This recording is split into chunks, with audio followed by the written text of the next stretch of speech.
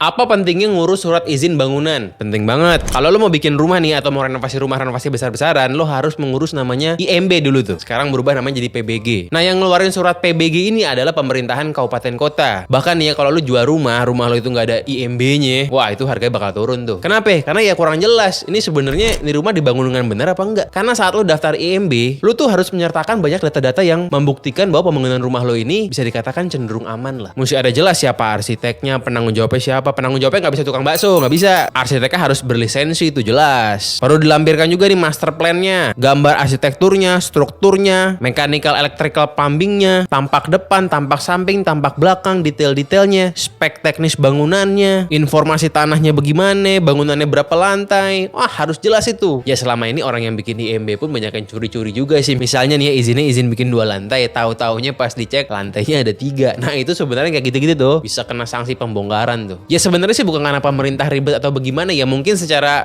POV kita masyarakat yang selalu play victim memang wajar kalau kita berpikir ini namanya pemerasan nih, duit gua, tanah gua, kok mesti pakai izin, zolim. Ya secara kerangka berpikir orang yang seperti itu logis banget sebenarnya, tapi ya nggak rasional bung. Karena gini, kalau lu bangun rumah itu membahayakannya bukan lu doang, mungkin itu rumah lu, duit lu, tapi kan anak bini lu itu kan bukan milik lu gitu loh. Kalau dia celaka kan kesian, dan bahkan bukan keluarga lu doang, tetangga lu gimana, lu bikin rumah ambruk, tetangga lo kesian juga. Jadi jangan mikirin diri lo doang gitu loh. Iya gue tahu tanah-tanah lo, duit lo nggak ngutang. Iya gue tahu, mantap, keren lo. Tapi jangan nyusahin orang, jangan bikin orang rugi gitu. Memang fungsi pemerintah itu yang benar adalah menengahi, menjembatani supaya ya orang-orang yang egois itu ya bisa tidak merugikan orang lain. Harusnya begitu. Jadi yang namanya izin IMB atau PBG ini bukan sekedar cuman cari-cari cuan buat pemerintah doang. Ya betul, masuk menjadi pendapatan daerahnya, betul. Tapi selain itu juga untuk mencegah musibah, dan ini betul gitu loh. Ya jangan begitu lah bang. Kita di sini kan bayar pajak, duitnya dikorup. Ngaca dulu juga, lo sendiri korup apa kagak? Kalau iya korup sama aja berarti. Bedanya adalah lo belum jadi pejabat aja. Nanti kalau jadi pejabat ya lo korup juga sama gitu. Nyerobot jalur busway nggak lo? Kerja pulang duluan nggak lo? Nah kalau kita ngomongin yang kemarin tuh, pesantren yang roboh kemarin, nah itu kan diduga rumornya tidak punya izin mendirikan bangunan. Ya lihat dari bangunan aja, bangunannya udah ngaco begitu. Ya wajar lah kalau dia nggak punya IMB, karena kalau dia beneran punya PBG itu, punya IMB, dia daftar dengan spek bangunan kayak begitu jeleknya, buset itu pasti ditolak. Nah lihat kan, karena diduga dia nggak punya IMB, akhirnya apa? Akhirnya banyak orang jadi korban. Ya benar, takdir roboh. Tapi salah siapa? Robohnya bangunan pesantren kemarin itu karena akumulasi kelalaian pengelola dan juga si kontraktornya yang menyepelekan standar bikin bangunan. Ya jangan-jangan yang bikin nggak ada kontraktornya lagi. Jangan-jangan santri-santri masih di bawah umur disuruh ngecor lah. Ya mungkin itu budaya